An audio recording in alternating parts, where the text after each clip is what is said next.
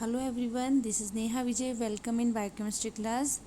Today we will start unit 4 nucleic acid metabolism. In this unit topic 1 is purine metabolism और biosynthesis of purine nucleotides. बस हम लोग आज सीखेंगे कि प्यूरिन राइबोन्यूक्लियोटाइड्स कैसे बनता है. मेटाबॉलिज्म और biosynthesis this is the meaning same कि प्यूरिन न्यूक्लियोटाइड्स कैसे बनता है. यस, देखिए this is the basic structure. देखिए बेसिक स्ट्रक्चर ये. अब हमें देखना है ये स्ट्रक्चर बनेगी कैसे, कैसे स्टार्ट होगी, फिर ये जो दूसरे जो कैसे कैसे सब जुड़ेंगे, ये सब चीज़ें हम देखेंगे. ये अब फॉर्मेशन ऑफ प्यूरिन. अब प्यूरिन मेटाबॉलिज्म कर रहे हैं, हम प्यूरिन का बायोसिंथेसिस देख रहे हैं. अब कैसे कैसे फॉर्मेशन होगा, तो मैं अभी कह रही थी कैसे कैसे हर एक ग्रुप कैसे जुड़ता हुआ जाएगा. तो देखिए N1 किससे डेराइव है, amino group of the aspartate. यदि हम C2 और C8 की बात करें तो वो हमें कहाँ से मिलेंगे, N10 formyl THF. What is the THF, tetrahydroformate. Yes, और हम इसको बोल सकते हैं टेट्राहाइड्रोफॉर्माइल. ठीक है. अब अपन बात करते हैं आगे कि ये N3 और N9 हमें कहाँ से मिलेंगे, कहाँ से मिलेंगे आप बताइए. हमें मिलेंगे N3 और N9 एमाइड ग्रुप किसके, ग्लूटामिन के एमाइड ग्रुप से. अब C4 C5 N7 किससे मिलेंगे, ग्लाइसिन से. यस. अब C6 डायरेक्टली कहाँ से मिलेगा, हमें CO2 से. ये अभी हमें सिर्फ कुछ नहीं करना है, हमें सबसे पहले बेसिक स्ट्रक्चर को याद करना है. देखिए वापस हम बात करते हैं बेसिक स्ट्रक्चर की. दिस इज N1 हमें कहाँ से मिलेगा, एस्पार्टेट एमीन से हमें N1 मिलेगा. मतलब हम किसी भी स्टार्टिंग के अंदर हम सबसे पहले स्टार्ट करेंगे एस्पार्टेट से, तब हमें N1 मिलेगा. देन हम THF की बात की थी अभी, टेट्राहाइड्रोफॉर्मेट की, टेट्राहाइड्रोफ्यूरान की. क्या चीज़ है, एक ऑर्गेनिक कंपाउंड है, स्पेशली साइक्लिक ईथर. अब देखिए, अब हमें देखना है कि N3 और N9 हमें कहाँ से मिलेगा, ग्लूटामिन एमाइड से. यस. अब देखिए कार्बन का C4 है ना. अब C8 ये आपको कहाँ से मिलेगा, आपको मिलेगा फॉर्मेट से. ठीक है. अब आपको N7 कहाँ से मिलेगा, ग्लाइसिन से. अब आपको C लास्ट में बोला C6 कहाँ से मिल रहा है, बता रहा था directly from the CO2. CO2 हमें कहाँ से मिलेगा, बाइकार्बोनेट से. The purines are built upon a pre existing ribose 5. अब इसका हमारा पेरेंट रिंग क्या होगा, राइबोस 5 फॉस्फेट. यस. अब इससे हमारी पूरी रिंग एग्जिस्ट करेगी. सबसे पहला हमारा पेरेंट रिंग क्या होगा, राइबोस 5 फॉस्फेट. अब ये कहाँ हो रहा है, सबसे पहले हमें देखना, liver is the major site of the ribonucleotide. देखिए ये जो रेड मार्क कर रहे हैं हम, उसमें ध्यान रखिए. This is the very important in the किस चीज़ के लिए, हमारे जो MCQ आते हैं एग्ज़ाम्स में. तो अब इन जो रेड मेरे हाइलाइटर है, आपके लिए इम्पॉर्टेंट है, आप इसको हमेशा याद रखिए. Erythrocytes, polyphosphonuclear nucleotides, brain can not produce purine. Erythrocytes RBCs, polymorphon nucleotides, और ल्यूकोसाइट्स ब्रेन, ये सब चीज़ें प्यूरिन सिंथेसाइज नहीं कर सकती. तो liver is the major sites for the purine synthesis. अब हम देखते हैं कि स्टेप्स. अब हमें स्टेप देखने हैं सबसे. तो अभी हमने देखा था कि राइबोस 5 फॉस्फेट हमारा क्या है, पेरेंट रिंग है. अब मैं सबसे पहले आपको स्ट्रक्चर पे एक पाथवे साइकिल पे लेके चलती हूँ, उसके बाद हम इसको बाय स्टेप समझेंगे. आपको सिर्फ साइकिल याद रखनी है, पाथवे याद रखना है, आपको हर चीज़ अपने लैंग्वेज में बना देना है. It will be easy for you.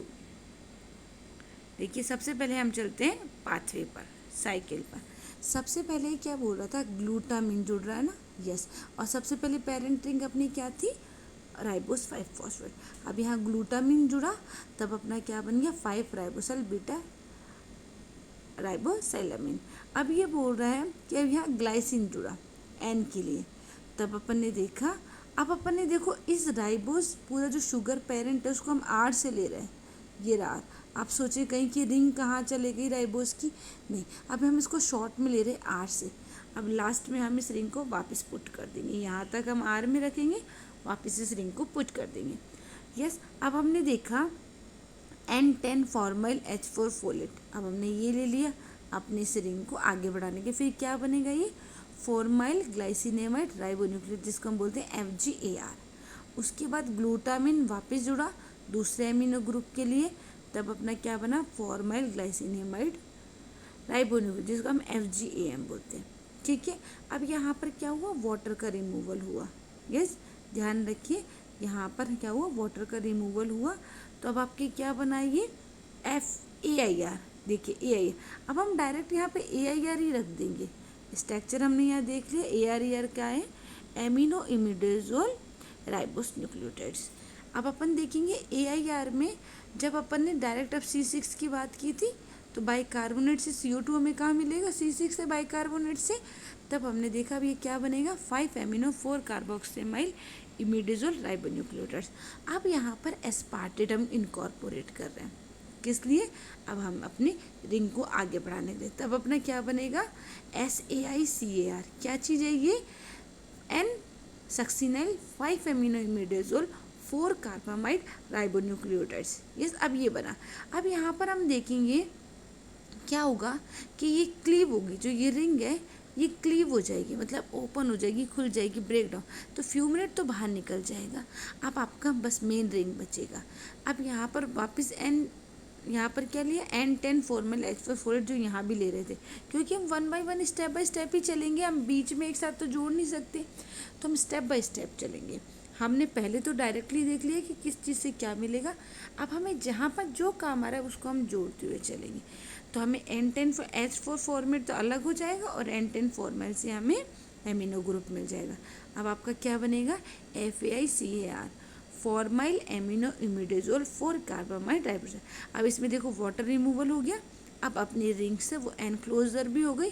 अब हमने लास्ट में अपना राइबोस शुगर को भी जोड़ दिया।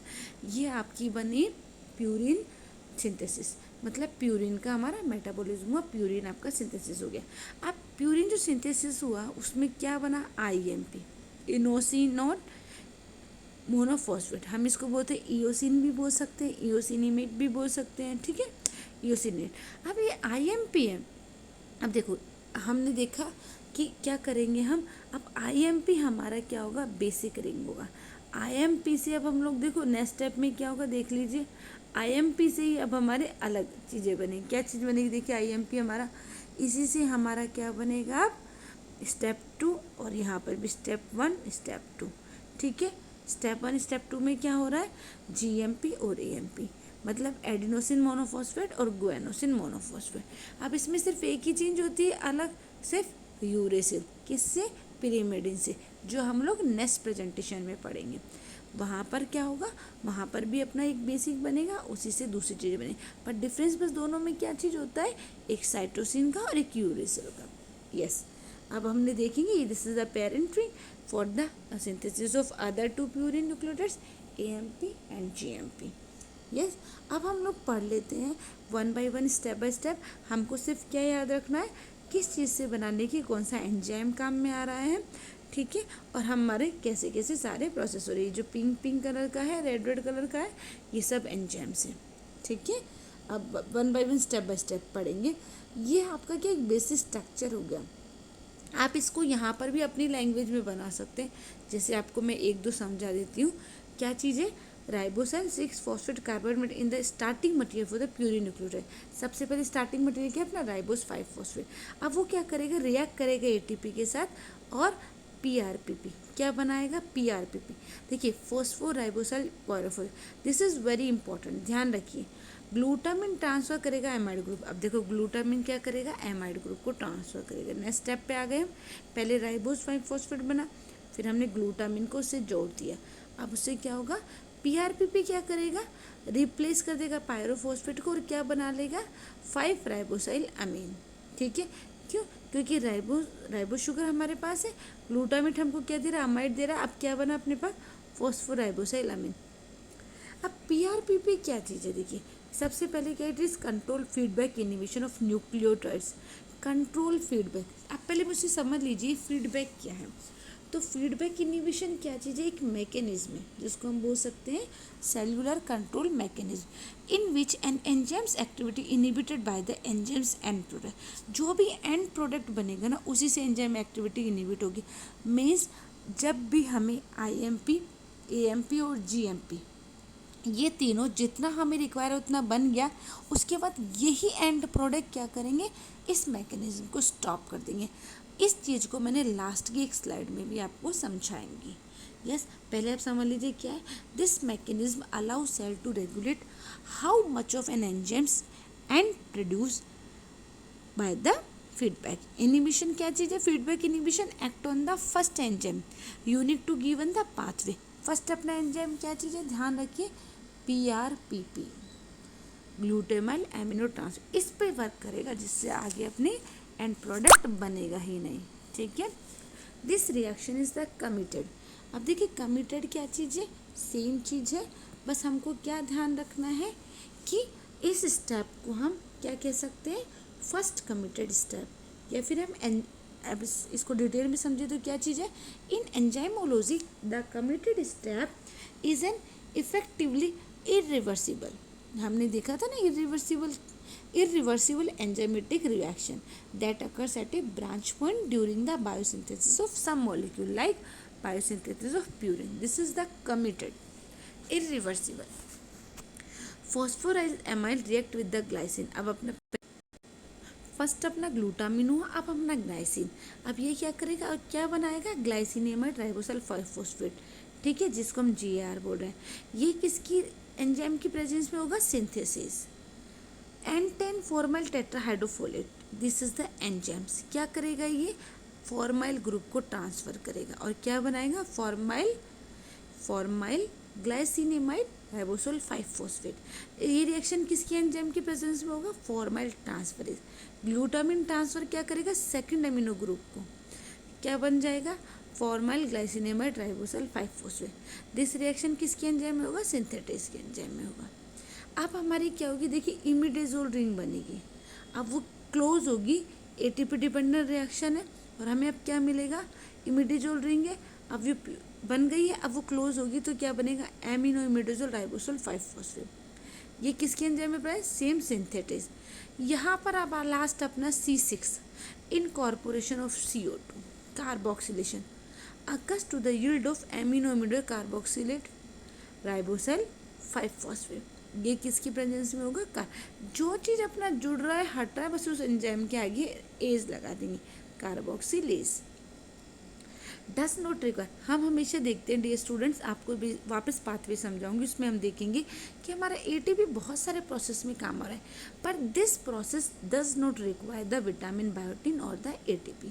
अस्पार्टेट अब कंडेंस हो जाएगा किसी के साथ, एमिनो इमिडाजोल कार्बोक्सिलेट राइबोसोल 5-फॉस्फेट के साथ, और क्या बनाएगा, टू फॉर्म का मतलब बनाना, एमिनो इमिडाजोल सक्सिनल कार्बोक्सिमाइल कार्बोफॉस्फोरेट। ये किस एंजाइम के प्रेजेंस में हो रहा है, सिंथेटेज एंजाइम के प्रेजेंस में।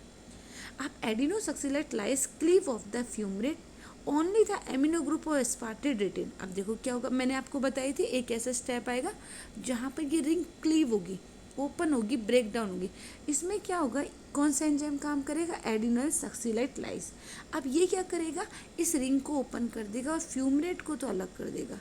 ठीक है, अब इसके अंदर सिर्फ ओनली एमिनो ग्रुप का एस्पार्टेट का बचेगा, जो क्या बनाएगा, हमें क्या मिलेगा, एमिनो इमिडाजोल 4 कार्बोक्सिमाइड राइबोसल फॉस्फेट। ठीक है, अब N10 हमें वापस काम हो, क्योंकि ये एक मोइटी और देगा कार्बन की, तो N10 formate tetrahydrofolate donate 1 carbon moiety to produce क्या चीज़ बनेगा, 5 फॉर्मेल इमिडाजोल 4 कार्बोक्सिमाइड राइबोसल 5-फॉस्फेट। ये किस एंजाइम की प्रेजेंस में हो रहा है, देखो फॉर्मेल काम आ रहा है, टेट्राहाइड्रोफोलेट काम आ रहा है, THF, तो अब क्या होगा, फॉर्माइल ट्रांसफरेज एंजाइम की प्रेजेंस में।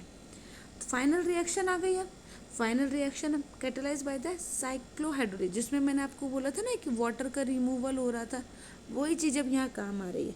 इसमें क्या होगा, साइक्लोहाइड्रोलेज कैटेलाइज बाय द, ये रिंग है जो क्लोज हो जाएगी, और elimination of the water molecule, अब यहाँ पर वाटर मॉलिक्यूल निकल गया। The product obtain is IMP, inosine monophosphate. This is the parent purine nucleotides. मैंने आपको बताया था कि IMP क्या है, पेरेंट प्यूरिन न्यूक्लियोटाइड्स है। इसी से क्या होंगे, दूसरे जो other purine nucleotides can be synthesize. Yes, this is the reaction. हमने पाथवे पढ़ लिया, किस में क्या जुड़ेगा, ग्लूटामिन जुड़ेगा। अब देखिए सब में ATP का मोस्टली काम आता है। अब AIR के बाद देखिए जो ये वाला बना है आपका ये चीज़, इसमें कहीं एटीपी काम नहीं आ रहा, जो मैंने आपको बोला था कि वापस दिखाऊंगी। तो आप देखिए यहाँ एटीपी, यहाँ एटीपी, यहाँ पर क्या बोला है, does not require ATP. Yes, final reaction में हमने देखा था H2O निकला, एक जगह हमने क्लीवेज देखा, फ्यूमरेट बना। This is the basic synthesis of purine nucleotides. Yes, अब हमने ये स्ट्रक्चर पे आपको समझना है, कैसे आपको समझना है, वो दोनों तरीके से आपको दे, स्टेप 1 2 3 सारे एंजाइम्स को हमने रेड में मार्क किया है, क्या क्या चीज़ जुड़ रहा है वो येलो हमने ऐसे मार्क किया है। अब सिंथेसिस ऑफ AMP GMP, अब इसको भी हम ना क्या करेंगे, हमारा IMP क्या चीज़ है, अपना पेरेंट रिंग है, हम बोल सकते हैं बेसिक रिंग है।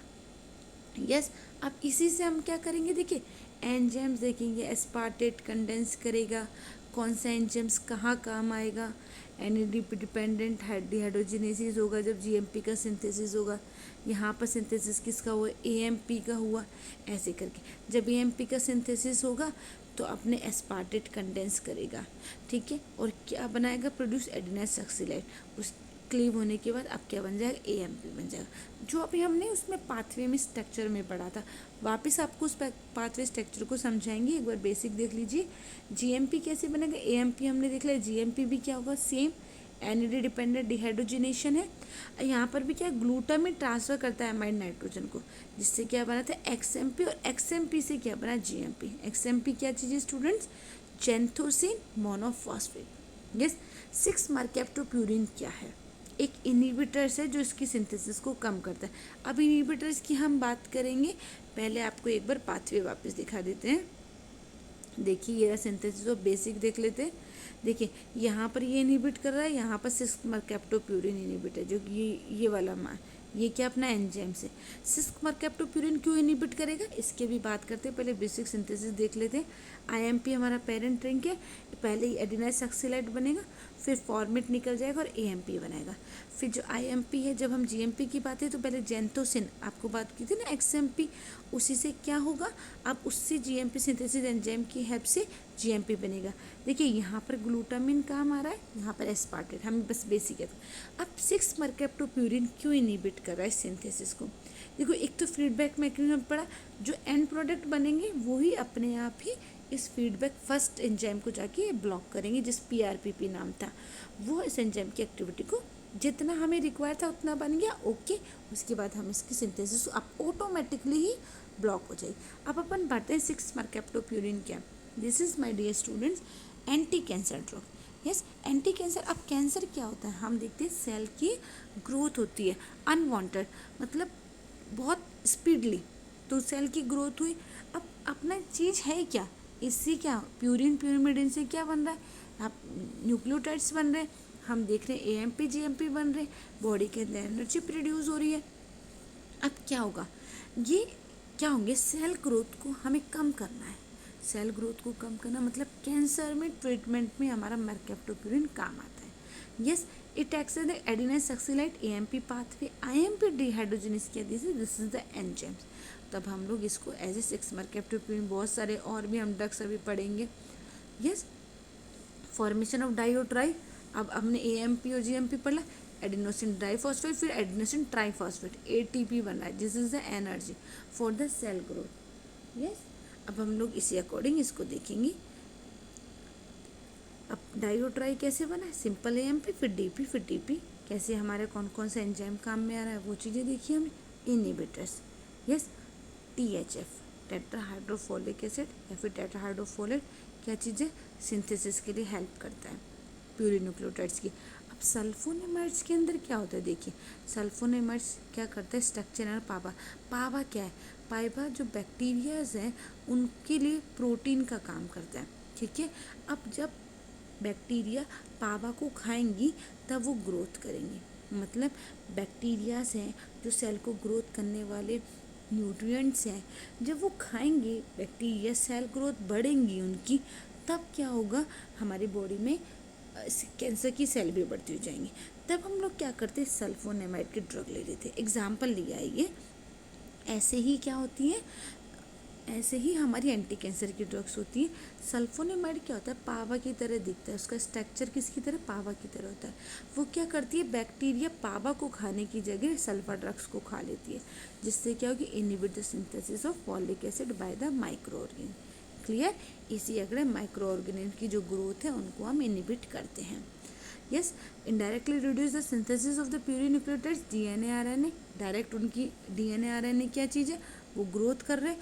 इनडायरेक्टली उनकी सिंथेसिस कम हो जाएगी, किसकी, बैक्टीरिया की, micro organism. Structure analogue of the folic acid, methotrex using the control of the cancer. आ गई बात। फॉलिक एसिड की स्ट्रक्चर किसकी सेम होती है, मेथोट्रेक्सेड। यहाँ फॉलिक एसिड किसकी बात करें, बैक्टीरिया की फॉलिक एसिड की। They inhibit the synthesis of purine nucleic acid, inhibit करता है synthesis of purine nucleotide nucleic किसकी, बैक्टीरिया की, कैंसर सेल ग्रोथ की। तो इनहिबिटर्स क्या करते हैं, affect the proliferation of the normally growing cell.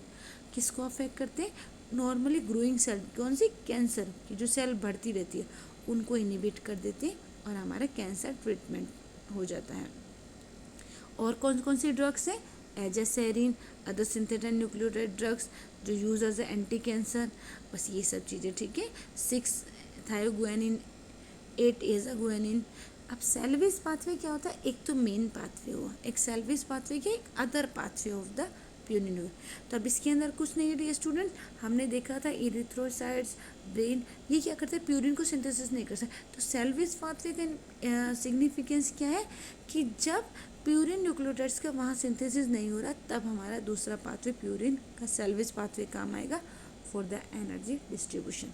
Pathway ensure the recycling of purine form by the degradation nucleotide. Nucleosides और deoxynucleotides can also be salvage, ये दोनों चीज़ें, न्यूक्लियोसाइड्स भी, डीऑक्सीन्यूक्लियोसाइड्स भी। The purine can be directly converted to correspond nucleotides, purine है directly convert हो जाते nucleoside में, और इसको हम कहते हैं सेल्वेज पाथवे। पीआरपीपी सेम है, वापस के लिए स्टार्टिंग मटेरियल है। It is also substrate of de novo synthesis का हमने मतलब सर, डीनोवो का मतलब ए न्यू, एक न्यू हमें कंपाउंड मिलेगा जिससे हमारा प्यूरिन का सिंथेसिस होगा। Free purine are the salvage by two different enzyme. Free purine हमें मिला, एक नया फॉर्मेशन मिला। अब 2 एंजाइम काम करेंगे इस पर, ए पीआरटीएज और एचजीपीआरटीएज, एडेनिन फॉस्फोराइबोसाइड ट्रांसफरेज और हाइपोजेंथिन गुआनिन फॉस्फोराइबो ट्रांसफरेज, ये दोनों एंजाइम काम करेंगे। क्या करेंगे अब, फॉर्मेशन ऑफ एटीपी, दोनों हेल्प क्या करते हैं, एएमपी फ्रॉम एडेनिन। एचजीपीआरटी क्या करता है, गुआनिन और हाइपोजेंथिन को जीएमपी और आईएमपी में चेंज करता है। जो दूसरे हमने देखे थे, आईएमपी पढ़ा था, फिर जीएमपी चाहिए, हमें एएमपी भी चाहिए, तो ये एक अलग पाथवे, वो तो हमारा एक अलग पाथवे हुआ। PRPP is the donor of riboside 5 phosphate. PRPP क्या, एक डोनर है जो राइबोस 5 फॉस्फेट को हमें देगा सेल्वेज पाथवे के अंदर। सेल्वेज पाथवे पढ़ लीजिए, एडेनिन से हमें एएमपी मिलेगा, एएमपी यहाँ लिखना है आपको, गुआनिन से जीएमपी मिलेगा, हाइपोजेंथिन से आईएमपी मिलेगा। पीआरपीपी सब में आप देखिए, दिस इज द इनिशियल, ये राइबोस 5 फॉस्फेट को डोनर भी करेगा और अपने अलग अलग कंस्टिट्यूएंट्स बनाएगा प्यूरिन के। अब सेल्वेज पाथवे देखो कहाँ, मैंने अभी आपको इम्पोर्टेंट सिग्निफिकेंस बताया था, in certain tissues. Salvage pathway is particularly important in certain tissues like erythrocytes, brain, where de novo synthesis of purine nucleotides not operative. वहाँ पर ये काम आ रहा है जहाँ पर क्या हो रहा है, प्यूरिन न्यूक्लियोटाइड्स नहीं ऑपरेट होता, वहाँ सेल्वेज पाथवे काम आ जाता है। A defect in the enzyme HGPRT, तो लैश निहाल सिंड्रोम, यदि एचजीपीआरटी एंजाइम में प्रॉब्लम हो गई तो लैश निहाल सिंड्रोम हो जाएगा। ये क्या चीज़ है dear student, it is the inborn error of the purine metabolism. बचपन से ही प्यूरिन मेटाबॉलिज्म को एरर आ जाएगा। This is the heredity, okay, this is the heredity disease. Regulation, अब हमें देखना है रेगुलेशन क्या है। जो हमने फीडबैक की बात की उसको यहाँ समझाया है, क्या फीडबैक मैकेनिज्म है। पीआरपीपी हमारा सबसे पहले रेगुलेशन एंजाइम बोलते हैं। अब पीआरपीपी सिंथेसिस को ही लास्ट के जो एंड प्रोडक्ट है उसको ब्लॉक करेंगे, जैसे फीडबैक आपको एक स्ट्रक्चर में, आपको एक लैंग्वेज में समझाते हैं। इफ़ एएमपी और GMP are available in the adequate, जब एएमपी और जीएमपी हमारे पास एक अमाउंट में अवेलेबल है तो उनकी सिंथेसिस ऑटोमेटिकली टर्न ऑफ हो जाएगी, ठीक है। किस रिएक्शन से, एमिडो ट्रांसफर रिएक्शन से। This is another important stage of regulation the converse IMP, AMP, GMP. AMP inhibit another, यदि हम रेगुलेशन की बात की, एएमपी इसको इनहिबिट करता है, AMP GMP control their respective IMP from the feedback manager. ये जो हमारे बन रहे AMP GMP IMP से, ये क्या होते हैं, ये ही क्या करते हैं, लास्ट में टर्न ऑफ कर देते हैं ऑटोमेटिकली, जब ये हमको जितने चाहिए थे उतने मिल गए। Thank you so much. If you like my video, please share with your friends. If you have any query, any doubt, please comment in the comment box. Please like, comment and share and subscribe for my new video. Thank you.